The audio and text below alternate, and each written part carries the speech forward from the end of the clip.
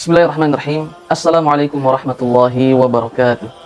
Alhamdulillahirabbil alamin wassalatu wassalamu ala asyrafil anbiya'i wal mursalin nabiyina Muhammadin wa ala alihi wa sahbihi ajmain, amma ba'du. Teman-teman yang semoga Allah Subhanahu wa taala muliakan kita semua di dunia dan di hari akhir. Masih pada episode tentang Dzalikum a'immatuna. Itulah para pemimpin-pemimpin kita. Kali ini insyaallah taala kita akan membahas tentang beberapa potret kepemimpinannya Khalifah Rasulullah sallallahu alaihi wasallam, yaitu Abu Bakar As-Siddiq radhiyallahu taala anhu. Beberapa potret tentang hubungannya dengan masyarakatnya insyaallah taala. Tapi sebelumnya Allah Subhanahu wa taala berfirman dalam Al-Qur'anul Karim tentang kepemimpinan ini. A'udzubillahi minasyaitonir rajim. Wa ja'alna minhum a'immatan yahduna bil haqqi lamma sabaru wa kanu bi ayatina yuqinun. Dan kami jadikan mereka semua para pemimpin-pemimpin.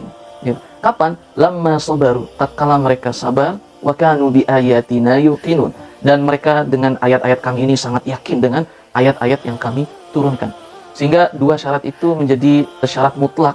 Jika seorang ingin menjadi pemimpin, maka ia harus memiliki tema kesabaran dan memiliki keyakinan yang sangat tinggi sekali pada Allah Subhanahu wa taala dan Rasulnya, dan apa yang Allah Subhanahu wa taala wahyukan dalam Al-Qur'an Karim maupun melalui lisan Rasul sallallahu alaihi wasallam. Dan kita juga perlu tahu bahwasanya Rasul sallallahu alaihi wasallam pernah didatangi oleh Abi Dzar Al-Ghifari radhiyallahu taala anhu. Saat itu Abi Dzar meminta kepada Rasul untuk dijadikan sebagai salah satu pemimpin yang diutus oleh Rasul kepada salah satu negeri-negeri Islam yang menjadi gubernur, seperti Rasul sallallahu alaihi wasallam mengirim Mu'adz ibnu Jabal ke Yaman dan sebagainya. Tapi Rasul sallallahu alaihi wasallam mengatakan, jangan wahai Abi Dzar, innaka imru'un dhaif, sesungguhnya engkau adalah orang yang lemah gitu. Wa innaha amanatun, dan sesungguhnya kepemimpinan itu adalah sebuah amanah gitu.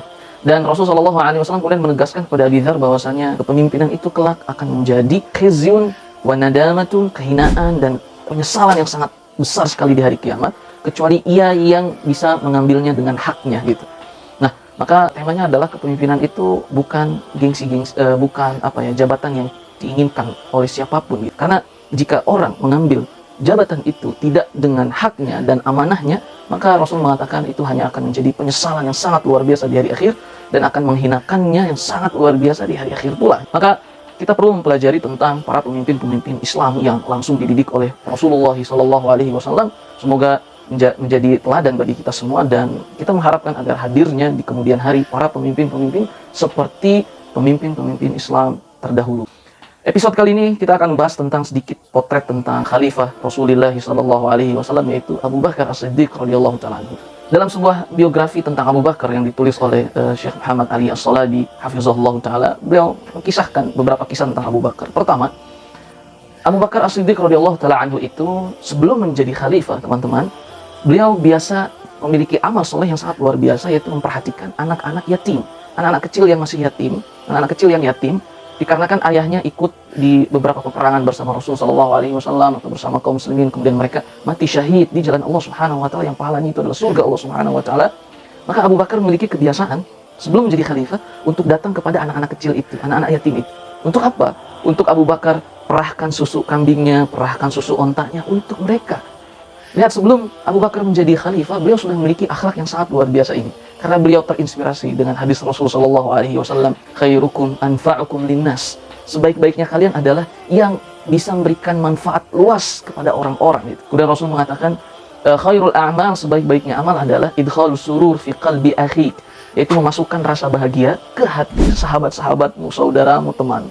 Sehingga Abu Bakar terinspirasi dengan hadis-hadis Rasul ini gitu. Dan beliau melakukan perhatiannya kepada anak yatim, pada anak-anak yang masih kecil tapi sudah ditinggal oleh orang tuanya, tinggal wafat oleh orang tuanya dan seterusnya. Abu Bakar sangat memperhatikan itu. Dengan tangannya ia merah susu, kemudian ia berikan, kemudian datang lagi ke tempat yang lain, ditemuinya ada anak yatim yang kedua, yang ketiga di sisi-sisi kota Madinah dan seterusnya. Kemudian saat Rasul sallallahu alaihi wasallam wafat, kita tahu bahwasanya yang menggantikan Rasulullah adalah Abu Bakar As-Siddiq radhiyallahu taala anhu, sesuai dengan ijma' kesepakatan para sahabat. Saat itu Umar, saat melihat diskusi antara kaum Ansor dan kaum Muhajirin, sebagian mereka memperdebatkan siapa yang menjadi pemimpin. Kemudian Umar memutus pembicaraan dengan berkata, adakah di antara kita yang berani lebih dahulu, yang merasa lebih unggul daripada Abu Bakar? Akhirnya semua mengetahui bahwasanya tidak ada di antara mereka yang lebih unggul dari Abu Bakar As-Siddiq radhiyallahu taala anhu. Akhirnya dibayatlah Abu Bakar oleh kaum muslimin seluruhnya. Nah, saat Abu Bakar menjadi khalifah, pemimpin setelah Rasul sallallahu alaihi wasallam, apa yang terjadi, teman-teman? ternyata anak-anak yatim itu, anak-anak perempuan yatim, anak-anak laki-laki yatim dan seterusnya, mereka berkata, mungkin Abu Bakar tidak akan lagi datang ke tempat kita untuk memerahkan kambing-kambing kita di rumah-rumah kita. Sepertinya Abu Bakar sudah akan sibuk menjadi pemimpin, menjadi presiden umat gitu. Mungkin dia tidak akan pernah punya waktu lagi untuk kita gitu. Akhirnya kesedihan para anak-anak yatim itu ternyata terdengar sampai kepada Abu Bakar As-Siddiq radhiyallahu taala anhu. Lantas apa yang terjadi, teman-teman? Beliau berkata, "Wallahi la ahlibanna lakum." Demi Allah, aku benar-benar akan terus memerahkan susu untuk kalian semua. Kemudian Abu Bakar langsung datang kepada mereka gitu. Dan Abu Bakar berkata kepada mereka, "Wahai anak-anakku, gitu, demi Allah, aku akan terus memerahkan susu untuk kalian gitu. Dan demi Allah, aku sangat tidak ingin jika aku telah masuk pada satu urusan, yaitu kepemimpinan negara, kemudian aku meninggalkan apa yang biasa aku lakukan sebelum aku menjadi pemimpin. Demi Allah, aku tidak ingin itu terjadi." Ya subhanallah, teman-teman. Akhirnya apa yang terjadi? Abu Bakar terus memerah susu kambing, susu unta untuk anak-anak yatim di rumah-rumah mereka sendiri, teman-teman. Bukan di rumah Abu Bakar. Abu Bakar tidak memanggil mereka ke istana. Abu Bakar tidak memanggil mereka ke rumah Abu Bakar. Kemudian Abu Bakar memberi susu kepada mereka di rumah Abu Bakar. Enggak. Tapi Abu Bakar As-Siddiq radhiyallahu taala anhu langsung ia sendiri yang pergi ke rumah-rumah mereka. Kemudian beliau sendirilah yang memerahkan susu hewan kambing mereka, hewan ternak kambing mereka atau hewan ternak unta mereka. Tanpa memerintahkan ajudannya, tanpa memerintahkan utusannya, tanpa memberikan uang dan seterusnya, melainkan Abu Bakar sendiri yang langsung memerahkan susu untuk anak-anak kecil, anak-anak yatim di kota Madinah dan di pedesaan Madinah. Ya subhanallah, akhlak yang sangat luar biasa. Pertama yang bisa kita pelajari dari kisah ini adalah ketawaduan, tawadhu'nya, rendah hati Abu Bakar As-Siddiq radhiyallahu taala anhu pada rakyatnya, sekalipun mereka anak yang paling kecil. Abu Bakar orang terbesar di umat ini setelah Rasul sallallahu alaihi wasallam dan orang yang paling tua juga usianya di antara sahabat-sahabat yang ada. Tapi ketawaduan beliau bisa turun pada anak-anak, kemudian beliau sendiri yang memerahkan susunya, kemudian memberikan kepada anak-anaknya dan seterusnya. Bahkan kadang Abu Bakar membercandai mereka, apakah kalian ingin melihat banyak busanya atau tidak? Kalau ingin melihat banyak busanya, pasti Abu Bakar akan mendekatkan bejananya itu, kemudian diperahnya dengan cepat agar terlihat banyak busanya dan seterusnya. Hanya untuk apa? Membuat senang anak-anak kecil itu, teman-teman. Abu Bakar. Kemudian yang kedua, jabatan kepemimpinannya, teman-teman. Kesibukan yang sangat luar biasa. Ia harus memikirkan politik, ia harus memikirkan tatanan negara, ia harus memikirkan pasukannya, ia harus memikirkan orang yang lebih tua, ia harus memikirkan keluarganya, ia harus memikirkan negaranya, rakyatnya, dan seluruhnya. Tapi ternyata itu tidak membuat Abu Bakar menghentikan apa yang selama ini ia lakukan dari berbuat baik kepada anak-anak yatim yang ayahnya itu telah meninggalkan mereka lebih dahulu ke sisi Allah Subhanahu wa taala karena peperangan dan seterusnya. Ya subhanallah, Abu Bakar tidak pernah mengatakan aku sibuk. Abu Bakar tidak mengatakan aku memiliki rapat. Abu Bakar tidak mengatakan ini dan itu. Tapi Abu Bakar mendahulukan anak-anak yatim itu. Ya subhanallah. Itulah pemimpin kita, Abu Bakar As-Siddiq radhiyallahu taala anhu. Kemudian cerita yang kedua, ini dikisahkan oleh Umar bin Khattab radhiyallahu taala anhu. Beliau pun ternyata memiliki amalan yang sejenis dengan Abu Bakar, di mana Umar sebelum menjadi khalifah juga, saat di zaman Rasul dan di zaman Abu Bakar, beliau memiliki satu amalan, teman-teman. Apa?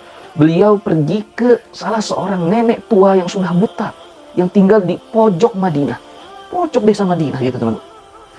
Umar itu memiliki amalan tersebut. Ia datang untuk memberikan nenek tua itu yang sudah buta, tidak memiliki keluarga, memberikan minum, memberikan makan, menyiapkan untuk seharinya.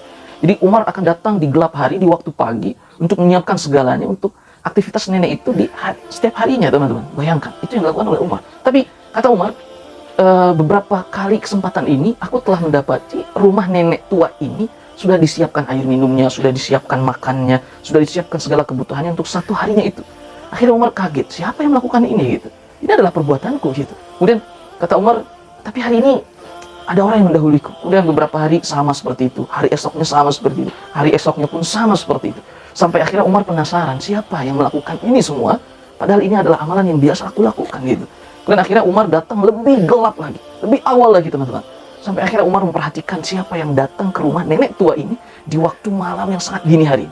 Dan Umar mendapati ternyata dia adalah Abu Bakar As-Siddiq radhiyallahu taala anhu. Ya subhanallah, pemimpin kita tidak meninggalkan satu rakyat pun kecuali ia perhatikan dengan sangat sungguh. Dan bentuk kejujuran dari perhatiannya ia kepada rakyatnya adalah datangnya ia kepada nenek tua yang buta itu di waktu dini hari, yang semua orang sudah tertidur, lelah, tidak ada yang bangun di hari itu. kecuali segelintiran orang. Ternyata Abu Bakar As-Siddiq radhiyallahu taala anhu memiliki amal yang sangat luar biasa. Teman-teman yang dirahmati oleh Allah Subhanahu wa taala, banyak faedah yang bisa kita ambil. Itulah pemimpin kita memiliki ketawaduan, keikhlasannya, keseriusannya dalam mengayomi rakyat, memelihara rakyat, menjaga rakyat, mensejahterakan rakyat.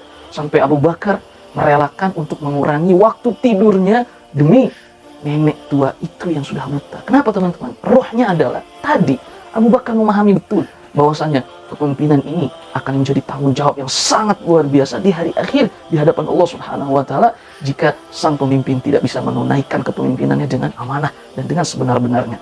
Dalam sebuah riwayat, Umar bin Khattab pernah berkata, kalau saja ada seekor kambing yang melalui satu jembatan, kemudian ia tergelincir, kemudian jatuh, maka niscaya Allah pun akan menanyakan itu kepadaku. Lihat, itu Umar bin Khattab. Beliau mengatakan hewan. Lantas bagaimana kalau yang celaka itu adalah umat manusia? Ya subhanallah. Jangan ajari kaum muslimin tentang bagaimana memimpin negaranya, memimpin masyarakat ini, memimpin dunia ini.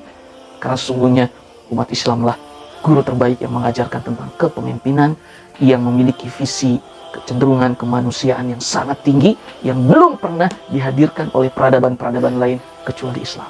Wallahu ta'ala a'lam wa alam. Wassalamualaikum warahmatullahi wabarakatuh.